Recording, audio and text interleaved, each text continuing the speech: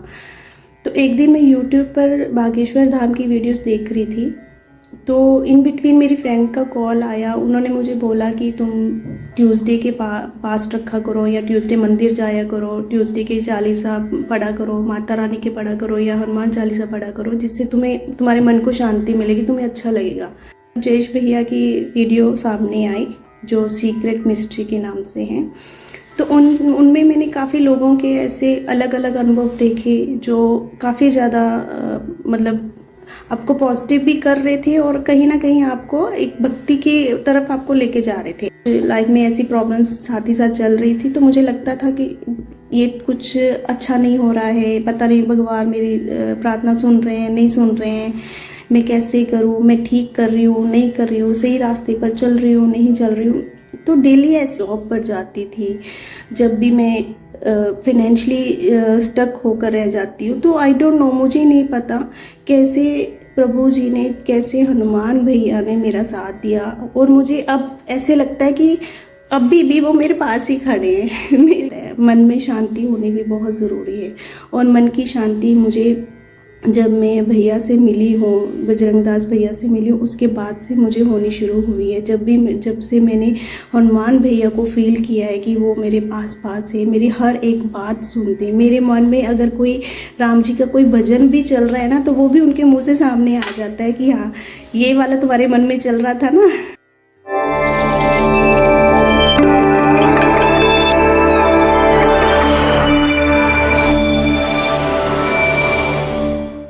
जय श्री राम। मेरा नाम मुस्कान है और मैं पंजाब से बिलोंग करती हूँ, सिख फैमिली से। मैं एट द मोमेंट लिस्बन पुर्तगाल में रह रही हूँ और मैं यहाँ पर अपने हस्बैंड और 2 बच्चों के साथ रह रही हूँ। भक्ति भावना बचपन से ही मेरी फैमिली में थी। बचपन से ही मैं अपने मॉम डैड से मुझे जो प्रेरणा मिली भक्ति करने की, वो आज तक मेरे अंदर है। बचपन से ही जैसे मैं शिव शंकर की और माता रानी की पूजा किया करती थी। मेरी शादी के बाद भी मेरी ये पूजा मेरे हस्बैंड के कारण कॉन्टीन्यूसली रही, क्योंकि मेरे इन लॉज जो है वो सिख फैमिली से बिलोंग करते हैं। बट मेरे हस्बैंड ने मुझे हमेशा मेरा साथ दिया, मंदिर जाने के लिए नहीं रोका। जब हम लंदन में भी गए तो तब भी हम दोनों मंदिर जाते थे, पूजा पाठ किया करते थे। और ये ऐसे मतलब भगवान का जो आशीर्वाद है मतलब शुरू से मेरे साथ रहा है। बट फिर भी लाइफ में ऐसी अप एंड डाउन्स आती रही कि कहीं ना कहीं हम भटकने लग जाते हैं। तो ऐसे ही कुछ हुआ, लंदन में जब हमारा वीज़ा का इशू हुआ तो हम पुर्तगाल में शिफ्ट हो गए, और फाइनेंशियली इश्यूज होने के कारण काफ़ी हम डाउन आ गए। तो सिचुएशन ऐसे ही चल रही थी, प्रॉब्लम्स ऐसी चल रही थी कि माइंड में कुछ ना कुछ नेगेटिव बातें आने लगी कि हमारे साथ ऐसे क्यों हो रहा है। जबकि ये नहीं था कि मुझे भगवान पर विश्वास नहीं है या नहीं ख़त्म हो गया था, पर फिर भी कुछ ना कुछ ऐसे चलता ही रहता था।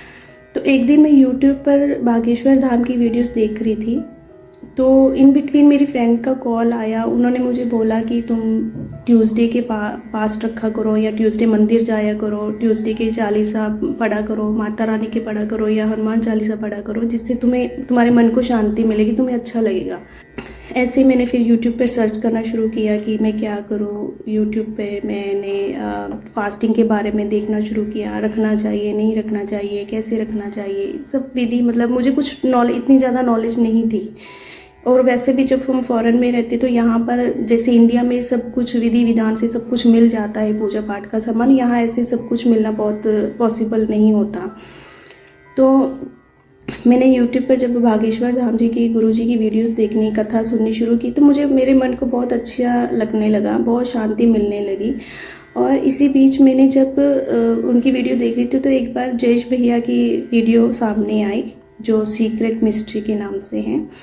तो उनमें मैंने काफ़ी लोगों के ऐसे अलग अलग अनुभव देखे जो काफ़ी ज़्यादा मतलब आपको पॉजिटिव भी कर रहे थे और कहीं ना कहीं आपको एक भक्ति की तरफ आपको लेके जा रहे थे। डेली कोई ना कोई एक नया अनुभव देखना, डेली किसी ना किसी के वीडियो देखनी, तो उससे मुझे मेरे अंदर भी ये हुआ कि मैं हनुमान चालीसा पढूं और हनुमान चालीसा का जो जाप है संकल्प लेके करूं।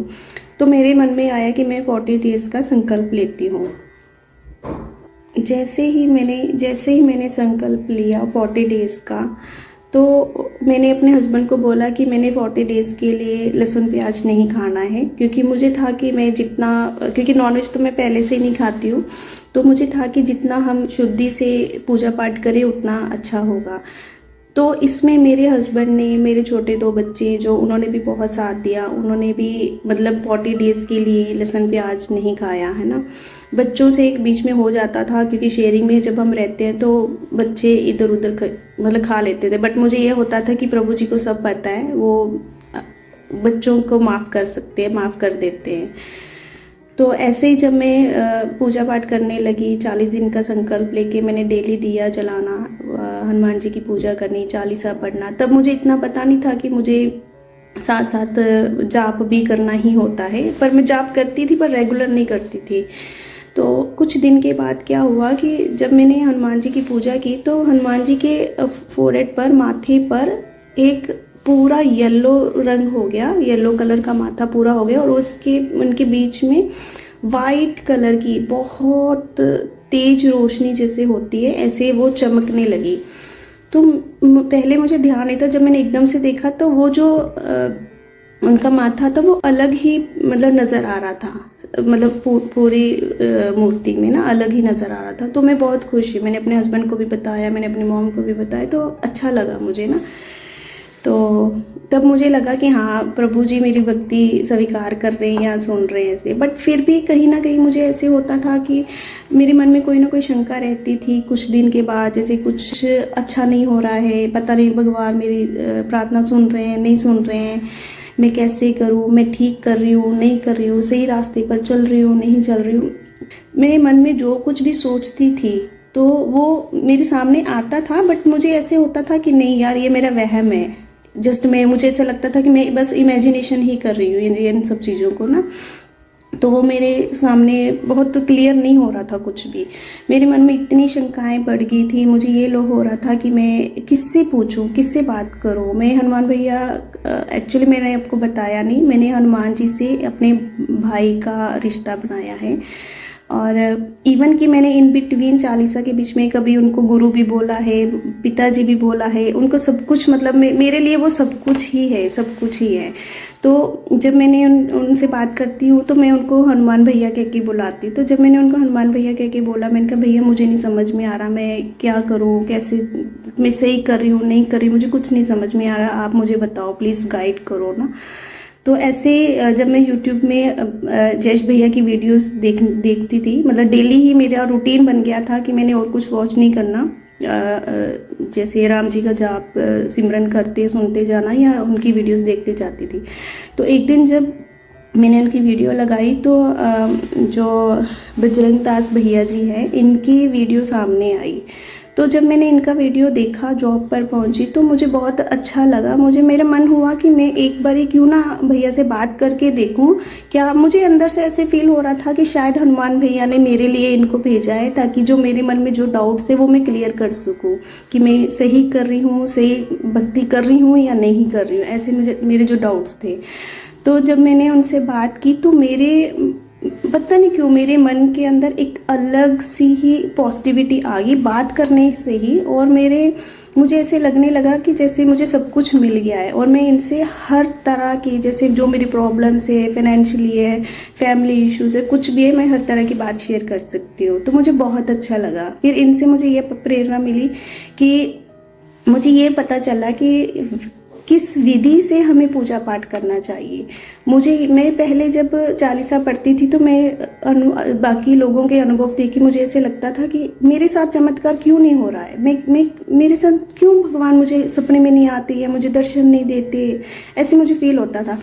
तो जब मैंने इनसे बात की तो भैया ने बताया, मैं इनको भैया ही बोलती हूँ, तो भैया ने मुझे बताया कि विधि विधान से पूजा पाठ करना चाहिए। वो विधि इन्होंने मुझे बताई, और उसके बाद जब मैंने पूजा पाठ शुरू किया, मतलब करती थी डेली ही, तो मुझे कुछ इन्होंने मुझे जैसे मेडिटेशन भी करवाए, मेडिटेशन में भी राम जी की अनुभूति करवाई, तब भी बहुत अच्छा लगा। धीरे धीरे मेरे अंदर बहुत पॉजिटिविटी और भी ज़्यादा बढ़ने लगी। जो एक विश्वास था मेरा, जो डगमगा रहा था, वो और बढ़ने लगा। मतलब एक स्टिल हो गया। जैसे मुझे एक होता है ना, किसी डूबते को तिनके का सहारा होता है, ऐसे मुझे वो एक सहारा मिल गया। जैसे ना, जब भी मुझे कुछ इशू होता है, जब भी कुछ प्रॉब्लम होती है, तो मैं भैया से बात करी, और भैया के साथ साथ उन्होंने जैसे बहुत सारे लोगों से, बहुत सारी जिनको हम संगत बोलते हैं, उनसे हमें मिलवाया, उनसे बातचीत करवाई। तो सबसे करते हम डेली बात करते हैं, जैसे संगत की तरह हम सत्संग करते हैं जैसे। तो वो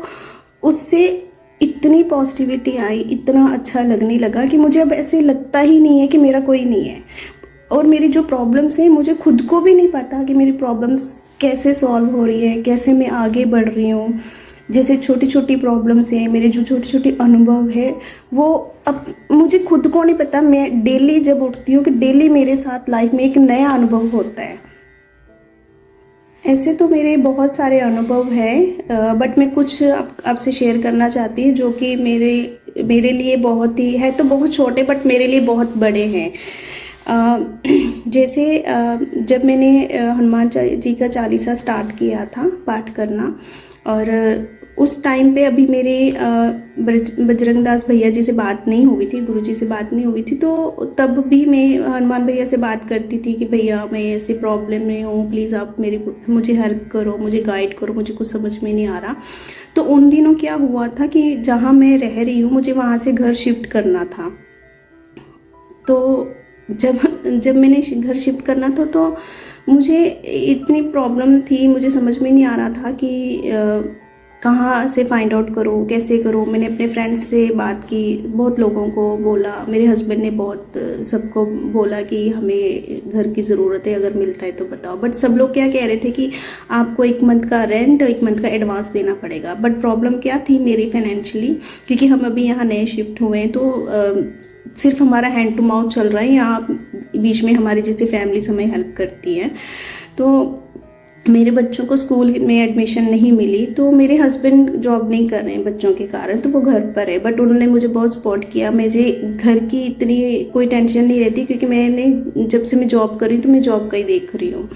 तो उन्होंने मुझे बोला कि ऐसे रूम फाइंड आउट करना है कैसे। तो उन दिनों मुझे एक्चुअली ये भी नहीं पता था कि आई वॉज प्रेगनेंट।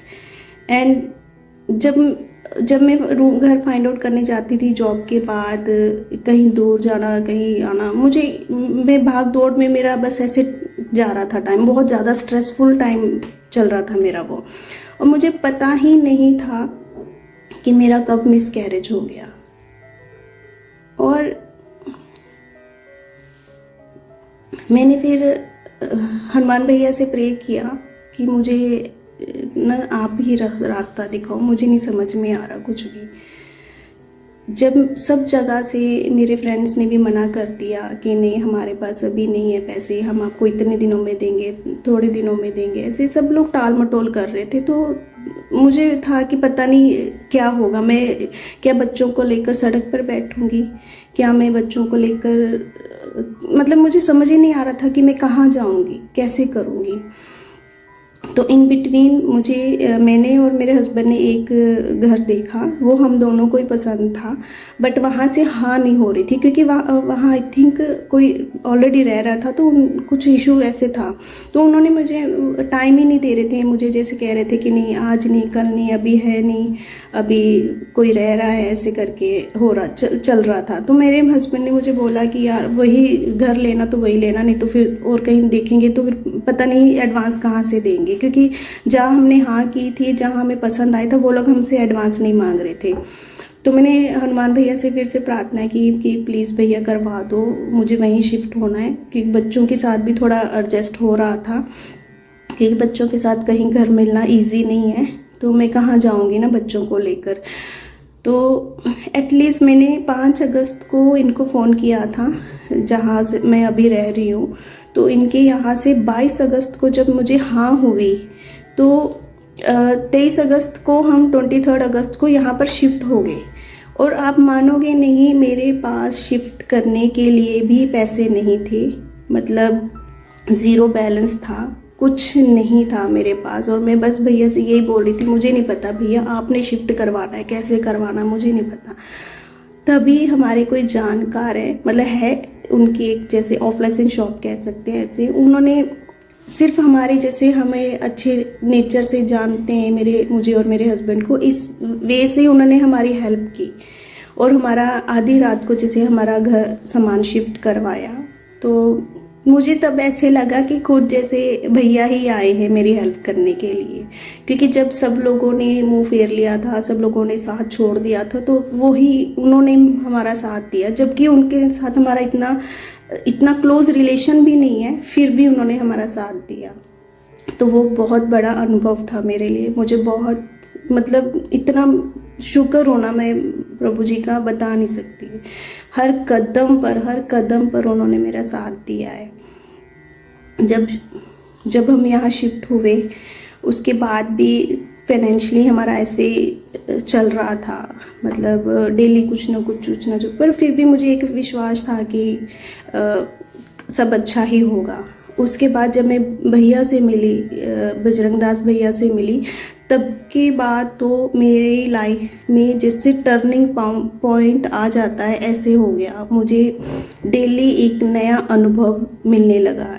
डेली जब भी मैं घर से निकलती थी, जब भी मैं जॉब पर जाती थी, जब भी मैं फाइनेंशियली स्टक होकर रह जाती हूँ, तो आई डोंट नो, मुझे नहीं पता कैसे प्रभु जी ने, कैसे हनुमान भैया ने मेरा साथ दिया। और मुझे अब ऐसे लगता है कि अभी भी वो मेरे पास ही खड़े हैं। मुझे ऐसे फील होता है कि हर कदम पे वो मेरे साथ है। मेरा एक और अनुभव है छोटा सा, दिवाली के टाइम का। मैं एक्चुअली दिवाली से पहले ना मेरे बच्चों की तबीयत काफ़ी ख़राब हो गई थी सर्दी की वजह से। यहाँ जैसे ही वेदर चेंज हुआ तो सब लोग बीमार होना शुरू हो गए, और हमारे पास एक ही ब्लैंकेट था जिसमें हम एडजस्ट कर रहे थे। मुझे ये था कि चलो थोड़ा फाइनेंशियली ठीक होता है तो मैं ले आऊँगी, ऐसे करके माइंड में कुछ ना कुछ चलता ही रहता था। तो इतने में क्या हुआ कि मैंने जो मेरे लैंडलॉर्ड है, मैंने उनको बोला हुआ था कि अगर आप मार्केट जाओगे तो प्लीज़ ले आना, और मैं फिर बाद में आपको रेंट के साथ पे कर दूँगी। तो उन्होंने इवन मना नहीं किया, वो उन्होंने हेल्प की, वो गए, लेने भी गए थे, बट एक्चुअली वो इतना कॉस्टली था कि मेरी बजट से बाहर था। मैंने उनको मना कर दिया। मैंने उनको बोला कि अभी आप रहने दो, नेक्स्ट वीक देखेंगे। तो जैसे मेरी जो बॉस है जहाँ मैं जॉब करती हूँ, मैं एक्चुअली आपको बताना भूल गई, मैं बाय प्रोफेशनल मैं ब्यूटिशियन हूँ। तो जो मेरी बॉस है वो बहुत अच्छी है मेरे साथ, उनको भी पता है कि मैं कैसे सिचुएशन फेस कर रही हूँ।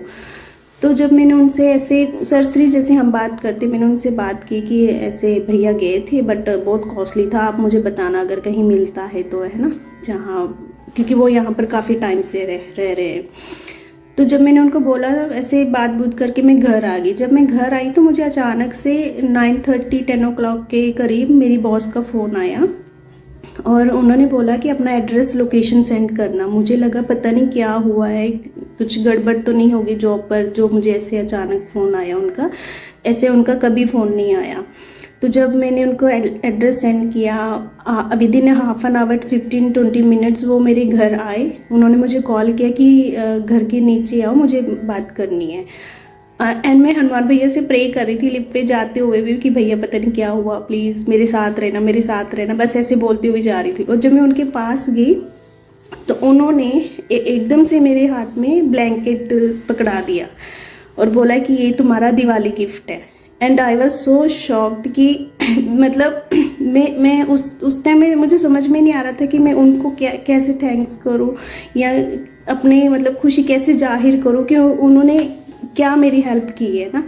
तो इवन मेरे बच्चों ने, मेरे हस्बैंड ने बहुत ज़्यादा उनको थैंक्स किया, हनुमान भैया को इतना थैंक्स किया सभी ने कि मतलब जिस सिचुएशन से मैं जा रही हूँ वो शायद प्रभु अच्छी तरह समझते कि मैं नहीं ले पा रही थी। तो उन्होंने खुद ही उनके मन में, मुझे नहीं पता कैसे उनके भाव चेंज हुए और वो घर आके मुझे ऐसे गिफ्ट देख कर गए। वो एक अनुभव मेरे लिए बहुत ही खास था क्योंकि वो मेरे बच्चों के लिए भी बहुत हेल्पफुल था। उसके बाद मेरी मैम 2 दिन के लिए इटली गए, जब ये रिसेंट बात है, लास्ट वीक की ही। तो उन्होंने ना ऐसे मुझे पूरे सैलून की रिस्पॉन्सिबिलिटी मेरे पर ही दी है, पर डेली वो शाम को आ जाते थे। पर जब वो 2 दिन के लिए इटली गए तो तब लॉक कीज वगैरह जो भी मनी सब मेरे पास ही हो था। तो तब मैं फर्स्ट डे क्या हुआ, जब मैं ऐसे लॉक बंद करके घर आ गई तो मैंने ध्यान नहीं दिया कि कैमरा चल रहा था कि नहीं चल रहा था जो सैलून में लगा था। मैं रात को सोते टाइम मेरे ध्यान में आया, मैंने बोला, मैंने कहा भैया मैं तो भूल ही गई, हनुमान भैया से जैसे मैं बात करती हूँ, मैंने कहा हनुमान भैया मैं तो भूल ही गई, मैंने कैमरा नहीं चेक किया। और मैं प्रे करके सो गई कि चलो प्लीज़ ध्यान रखना, आप कैमरा चलता हुआ होना चाहिए, नहीं तो मेरे लिए बहुत बड़ी प्रॉब्लम हो जाएगी। पता नहीं क्यों मेरे मन में ऐसे ख्याल आए और मैंने ऐसे प्रे किया और सो गई मैं। अगले दिन जब मैं जॉब पर गई हूँ, मेरी एक आदत है, जब भी मैं घर से जाती हूँ तो मैं हनुमान भैया को प्रे करके विश करके जाती हूँ, राम जी को विश करके जाती हूँ कि मैं जब जा रही हूँ तो आप मेरे साथ चलो और सबके साथ रहना, घर पर भी सबके साथ रहना और मेरे साथ भी रहना, ऐसे बोलकर उनको साथ लेकर ही मैं जॉब पर जाती हूँ। और जैसे मैंने लॉक खोला जॉब का, जय श्री राम कह के अंदर एंटर किया, देखा तो सामने सामान मतलब हिला हुआ था, उथल पुथल हो रखी थी। मैंने कहा पता नहीं क्या हुआ, जब देखा तो चोरी हो गई थी। तो मैंने उसी टाइम अपने बॉस को कॉल किया और सबसे पहले मैंने ध्यान गया मेरा कैमरे की तरफ, कैमरा चल रहा है या नहीं। सो थैंक गॉड कि कैमरा चल रहा था। मैंने उसी टाइम अपनी बॉस को कॉल किया तो उन्होंने बोला कि तुम मत टेंशन लो, हम बात करते, सिक्योरिटी से बात करते क्या हुआ है। तो उस टाइम भी मैं इतनी घबरा गई थी कि मेरे मन में यही बातें आ रही थी। मैंने उसी टाइम भैया को भी कॉल लगाया, बजरंग दास भैया को भी कॉल लगाया कि भैया ऐसे ऐसे हुआ है, मुझे समझ में नहीं आ रहा कि मैं क्या करूँ, है ना। मैं बहुत परेशान थी। तो मुझे अंदर से अजीब से ख्याल भी आ रहे थे कि ऐसे क्यों हो रहा है। बट जब मैंने देखा कि कैमरा भी चल रहा है, मैंने इतना मतलब अंदर से हनुमान भैया को थैंक्स किया कि थैंक यू भैया, आप इतना सुनते हो, इतनी सुनते हो। मैंने सोचा भी नहीं था अगर आज कैमरा बंद होता और चोरी हो गई थी जैसे, तो ऑब्वियस है मेरे बॉस को या सबको यही लगना था कि इसने जानबूझकर किया है। बट ऐसा नहीं हुआ। मेरी बॉस को मेरे पर ट्रस्ट है, पर फिर भी हमारे जो फीलिंग्स हैं वो एक्सप्रेस करना बहुत मुश्किल है ऐसी सिचुएशन में। तो मेरी बॉस को जब मैंने बताया ऐसे हुआ तो उसने बोला तुम्हें घबराने की ज़रूरत नहीं है, तुम्हें रोने की ज़रूरत नहीं है, हमें तुम पर ट्रस्ट है, और कैमरा हो ना हो ये एक अलग बात है, एक विश्वास भी बहुत बड़ी बात होती है। तो फिर बाद में जब मैंने भैया को बताया तो कह रहे उन्होंने फिर बोला कि हनुमान भैया तुम्हारे साथ हर पल है, हर कदम पे तुम्हारे साथ है। और ये बात मैंने भी फील की है, जब भी मैं कुछ बोलती हूँ, जब भी मैं कुछ करती हूँ, मेरे मन में कुछ चलता है तो अपने आप वो मेरे सामने आ जाता है। और एक बात मैं बताना भूल गई, दिवाली जब आ रही थी, दिवाली के दिन आ रहे थे, तो मेरे मन में ना ये बात मैंने किसी को नहीं बताई, इवन अपने हस्बैंड को भी नहीं बताई। मुझे ऐसे होता था कि जैसे हमारे पेरेंट्स आते हैं दिवाली पर घर पर गिफ्ट्स लेके आते हैं, तो मैं ये सोचती थी कि जैसे मैं राम जी को, सीता माता को अपने मम्मी पापा की तरह मानती हूँ, तो मैं कहती थी आप लोग आओगे ना मेरे घर, दिवाली पर आओगे ना, ऐसे मैं उनसे बातें करती थी। तो जब मेरी बॉस जब मुझे ब्लैंकेट दे के गई थी तब मुझे बाद में फील हुआ कि ऑब्वियस है कि जो मेरी बॉस और उनके हस्बैंड आए थे वो राम जी और सीता माता ही थे जो एज ए दिवाली का गिफ्ट मुझे दे कर गए हैं। मुझे इतना अच्छा लगा वो भी। और दिवाली के दिन क्या हुआ था, दिवाली के वन वीक 10 डेज़ पहले हम मंदिर गए थे। उस दिन बहुत ज़्यादा बारिश हो रही थी, तो मेरे हस्बैंड ने मुझे दिखाया कि देखो मेरे सॉक्स सारी गीली हो गई, वो उनके शूज़ टूटे हुए थे। तब मुझे देखकर अंदर से, मैंने उनको तो उस टाइम कुछ नहीं बोला, मतलब इग्नोर सा कर दिया कि हाँ ठीक है ले लेंगे बाद में, है ना, ऐसे करके। बट बाद में मुझे अंदर से डेली ये फील होता था कि मैं मतलब कुछ पैसे अरेंज करूँ, इनको शूज़ लेके दूँ, क्योंकि नहीं देखा जाता है ना ऐसे। आप मतलब ऐसी सिचुएशन में देखना बुरा लगता, अपने आप को भी अच्छा नहीं लगता कि कैसे मदद करूँ, कैसे सारी प्रॉब्लम्स ठीक करूँ, ऐसे मन में चल रहा था। तो दिवाली वाले दिन क्या हुआ, जब हम घर में पूजा पाठ करके मंदिर में पूजा पाठ करके जब हम गुरुद्वारे जाने लगे, तो मेरे जो लैंडलॉर्ड है उन्होंने मेरे हस्बैंड को एक न्यू शूज़ दिए।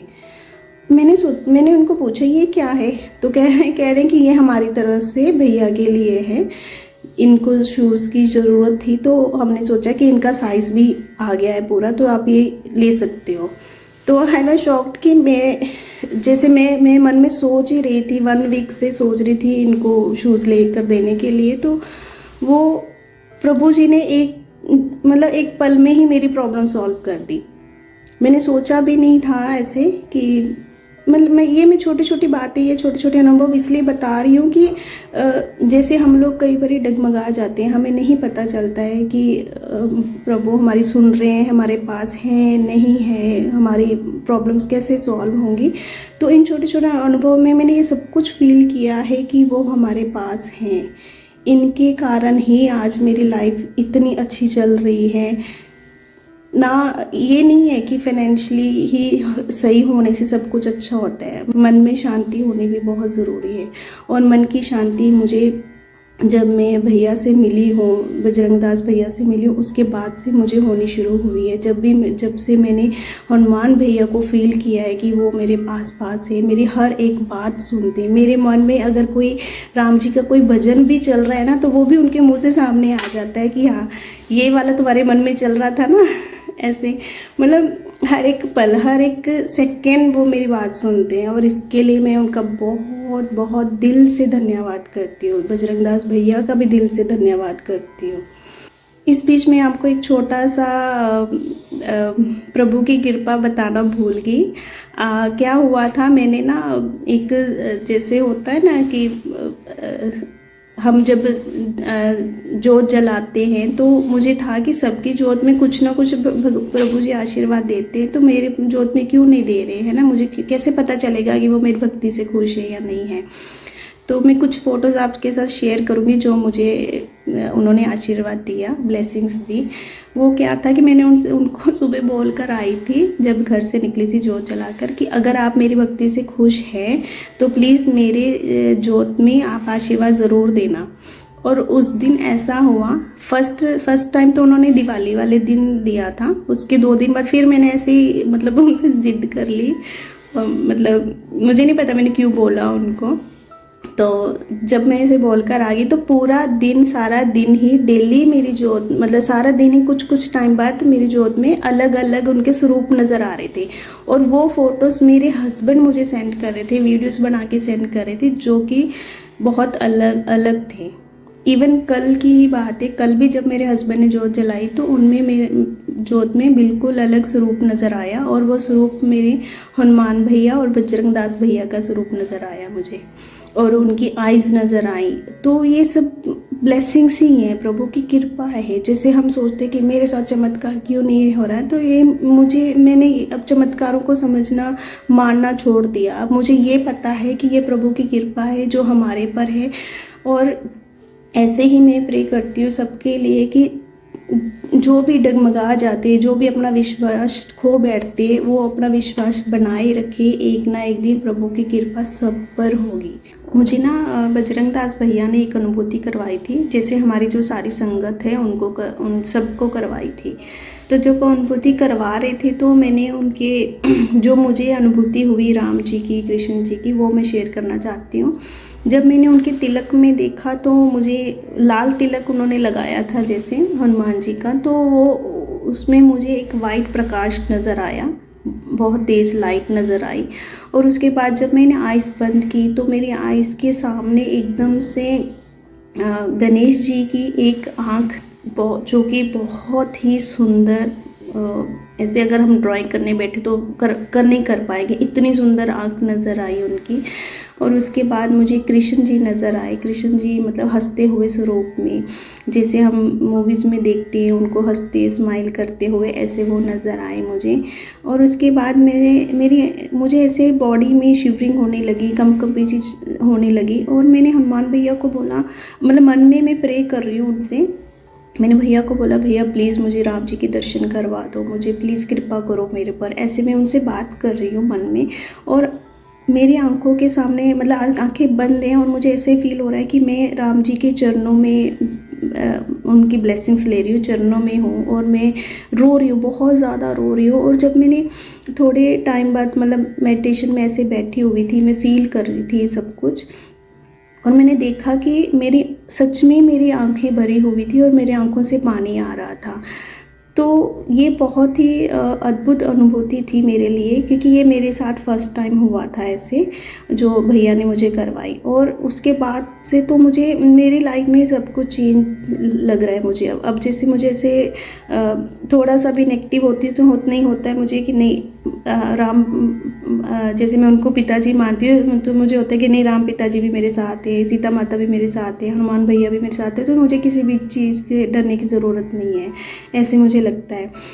और उस अनुभूति के बाद तो मेरी लाइफ में सब कुछ चेंज, और भी ज़्यादा चेंज और पॉजिटिविटी आ गई। और मेरे मन में एक राम धुन जो है वो चल ही रही, कॉन्टीन्यूसली चल रही है, चाहे मैं किसी से बात कर रही हूँ, क्लाइंट्स अटेंड कर रही हूँ, और कई बार तो मेरे मुंह से क्लाइंट्स के साथ भी जय श्री राम निकल जाता है। तो ये सब कुछ ये बताता है कि हम जिस रास्ते में चल रहे हैं, जिस रास्ते में हमें भैया लेके जाना चाहते हैं, वो चमत्कारों से अलग है, और ये प्रभु जी की कृपा ही है जो हम सब पर हो रही है।